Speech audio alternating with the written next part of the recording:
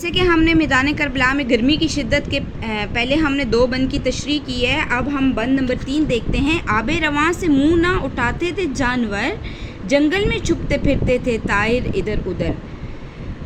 مردم تھے 7 پردوں کے اندر عرق میں تر، خس خانہ مسا سے نکلتی نہ تھی نظر. گرم چشم سے نکل کے ٹھہر جائے راہ میں، پڑ جائیں لاکھوں آبلے پائے نگاہ میں. اب ہم شعر نمبر 3 کی بند نمبر 3 کی ہم لغت دیکھتے ہیں. رواں کہتے ہیں بہتا ہوا پانی، آبلے چھالے، آبلے جو ہے وہ چھالے کو کہتے ہیں، اور طائر جو ہے وہ پرندہ، اور پائے نگاہ نظر بھر کر نہ دیکھ سکنا. خس خانہ مسرا بھیگی ہوئی آنکھیں، اور مردم کہتے ہیں انسان کو. اب میر انیس کہتے ہیں کہ گرمی کی شدت کو بیان کرتے ہوئے بتا رہے ہیں کہ اس دن اس قدر شدید گرمی تھی کہ پانی میں رہنے والے جانور سطح آب پر رہنے سے گھبراتے تھے، اور دوسرے جانور پانی سے اپنا سر نہ اٹھاتے تھے. ابھی وہ سر اٹھاتے تو ان کا گلا دوبارہ خشک ہو جاتا تھا. وہ مسلسل پانی پی رہے تھے. طائر جو چھوٹے پرندے ہیں وہ بھی جنگل میں سائے تلاش کر رہے تھے تاکہ گرمی سے بچ سکیں، لیکن گرمی سے وہ بھی نہیں بچ پا رہے تھے. وہ کہتے تھے کہ انسان بھی پسینے سے تر تھے. شاعر نے پسینے کے لیے عرق کا لفظ استعمال کیا ہے. ان کی آنکھیں 7 پردوں میں چھپی ہوئی تھی اور نظر پلکوں سے باہر نہیں تھی. اگر اس روز پلکوں سے باہر نظر آ جاتی تو اس میں اسی وقت آنکھوں میں آبلے پڑ جاتے. میر انیس کے مرثیوں میں مبالغہ، آرائی اور تکلف و تصنع پایا جاتا ہے، یعنی اس میں آرائش اور اعتدال بھی ہے. اگر یہ کہا جائے تو غلط نہ ہوگا کہ انیس کی شاعری جذبات حقیقی کا آئینہ ہے، یعنی کہ یہ حقیقی جذبات کا، میر انیس کی جو شاعری ہے وہ حقیقی جذبات کا عکس ہے. عزیز طالبہ و طالبات، جب آپ کسی بند کی یا کسی شعر کی تشریح کر رہے ہو تو آپ دوسرے اشعار کا حوالہ دیں گے تو آپ کو اچھے مارکس ملیں گے. تو یہاں شاعر کیا کہتے ہیں اس بند کی تشریح میں؟ ایک شعر کا ذکر کرتے ہوئے کہتے ہیں: ڈوب کر پار اتر گیا اسلام، آپ کیا جانے کربلا کیا ہے. اب ہم بند نمبر 4 کی تشریح کو دیکھتے ہیں. شیر اٹھتے تھے نہ دھوپ کے مارے کچھار سے، آہو نہ منہ نکالتے تھے سبزہ زار سے. آئینہ مہر کا تھا مقدر غبار سے، گردوں کو تپ چڑھی تھی زمیں کے بخار سے. گرمی سے مضطرب تھا زمانہ زمین پر، بن جاتا تھا جو گرتا تھا دانہ زمین پر. مشکل الفاظ کے معنی کو دیکھتے ہیں. آہو ہرن کو کہتے ہیں، مہر سورج، گردوں آسماں، سبزہ زار ہرا بھرا میدان، مقدر دھندلا یا میلا، تپ بخار، کچھار شیر کا مسکن، غبار گرد و غبار، اور مضطرب بے چین و پریشان. اب ہم پھر تھوڑا سا شعر کی تشریح کے دوران میر انیس کا جو ہے وہ حوالہ دیتے ہوئے کہتے ہیں کہ میر انیس جو ہے میدان کربلا کی شدت کو بیان کرتے ہوئے کہتے ہیں کہ تیز دھوپ کی شدت سے ہر زندہ شے بے حال تھی.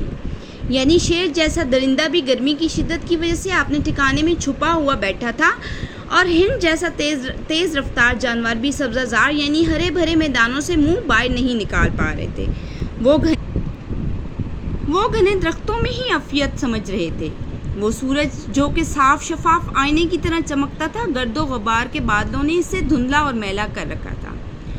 ایسا لگتا تھا کہ زمین کی گرمی اور تپش نے آسمان کو بھی بخار میں مبتلا کر دیا ہے. گویا زمین پر ہونے والے ظلم و ستم کا اثر آسمان کی بلندیوں تک جا پہنچا ہے. زمین اور آسمان دونوں گرمی سے تپ رہے تھے، جیسے کہ نتیجے میں لوگوں کی بے چینی اور بے قراری بھی انتہا کو چھو رہی تھی. ہر کوئی زندگی سے بیزار نظر آ رہا تھا. زمین پر انسان، چرند پرند سب بے حال تھے. بقول شاعر: ستم گر و نہ ستم کرتے تھک جانا، ستم گروں نہ ستم کرتے کرتے تھک جانا، ہماری صبر کی حد جنگ کربلا تک ہے. تو کیا خوب شاعر نے کہا ہے کہ ستم گروں نہ ستم کرتے کرتے تھک جانا، ہمارے صبر کی حد جنگ کی کربلا تک ہے. عزیز طالبہ و طالبات، شاعر کہتے ہیں کہ زمین اتنی گرم تھی کہ بھٹی پر رکھے ہوئے برتن کی طرح تپ چکی تھی. چنانچہ اناج کا جو دانہ بھی زمین پر گرتا وہ بھن جاتا تھا. تو شاعر نے کیا خوب مثال دی میدانی کربلا میں گرمی کی شدت کو بیان کرتے ہوئے کہ بھٹی پر اگر اس طرح سے گرمی تھی کہ بھٹی پر رکھا ہوا برتن بھی تپ جاتا ہو، اور جو اناج کا دانہ تھا اگر وہ بھی زمین پر گرتا تو وہ بھی بھن جاتا. بقول شاعر: ہر شے پہ ہے ملال بڑی تیز دھوپ ہے، ہر لب پہ ہے سوال بڑی تیز دھوپ ہے. شاعر نے راہ حق کے مجاہدوں یعنی حسینی قافلے کی قوت برداشت، بہادری اور ثابت قدمی کو اجاگر کرنے کے لیے 10 محرم کی گرمی کی شدت کو بیان کیا ہے۔ میدان کربلا میں گرمی کی شدت کا آخری بند دیکھتے ہیں۔ گرداب پر تھا شعلہ جوالا کا گماں، انگارے تھے حباب تو پانی شرر فشاں، منہ سے نہ نکل پڑی تھی ہر ایک موج کی زباں، طے پر تھے سب نہنگ مگر تھی لبوں پہ جاں، پانی تھا آگ گرمی روزے حساب تھی، ماہی جو سیخ موج تک آئی کباب کی۔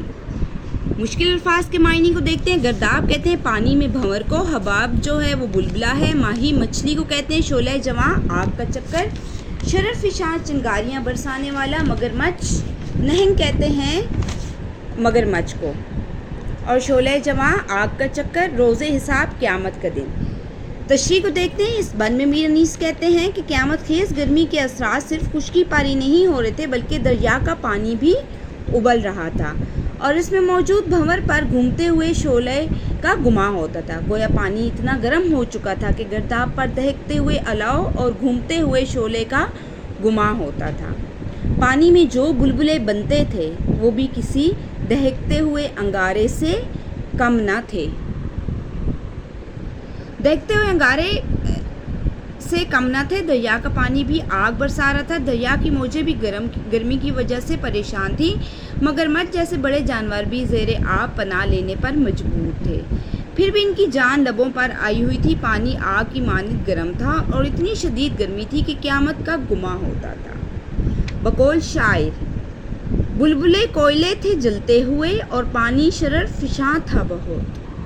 شاعر مزید کہتے ہیں کہ پانی میں موجود مچھلیاں بھی مضطرب کا مطلب ہے بے چین اور بے قرار تھی۔ اگر وہ پانی کی گرمی سے گھبرا کر پانی کی سطح پر آتی تو وہاں گرمی کا زور اور شدت انہیں بھنے ہوئے کباب میں بدل دیتا، یعنی کہ جو مچھلیاں پانی کی تہہ میں تھیں اگر وہ جو آپ سے اپنی سطح پر آتی گھبرا کر تو وہ بھی جو ہے وہ کباب بن جاتی۔ یہاں بھی شاعر نے مبالغہ آرائی سے کام لیا ہے۔ اس کا مقصد گرمی کی شدت کو بیان کرنا ہے۔ گرمی کی ایسی حالت میں بھی اسلام کی سربلندی کے لیے حضرت امام حسین اپنے جانثار ساتھیوں کے ساتھ اپنے موقف پر ڈٹے رہے، یعنی کہ شدید گرمی میں بھی میدان کربلا میں جو حضرت امام حسین رضی اللہ تعالیٰ عنہ تھے وہ اپنے جانثار ساتھیوں کے ساتھ اپنے موقف پر ڈٹے رہے اور ان کے پائے استقلال میں کوئی کمی نہیں آئی۔ کسی بھی قسم کے حالات انہیں حق کی راہ سے ہٹا نہ سکے۔ انہوں نے جان دے دی لیکن باطل کو حق کہنے پر رضامند نہ ہوئے۔ بقول شاعر: قتل حسین اصل میں مرگ یزید ہے، قتل حسین اصل میں مرگ یزید ہے، اسلام زندہ ہوتا ہے ہر کربلا کے بعد۔ عزیز طالبہ و طالبات، یہ تھی ہماری میدان کربلا نظم کی میں گرمی کی شدت کی نظم کی تشریح، اور اب ہم اس کی مشق کا جائزہ لیں گے۔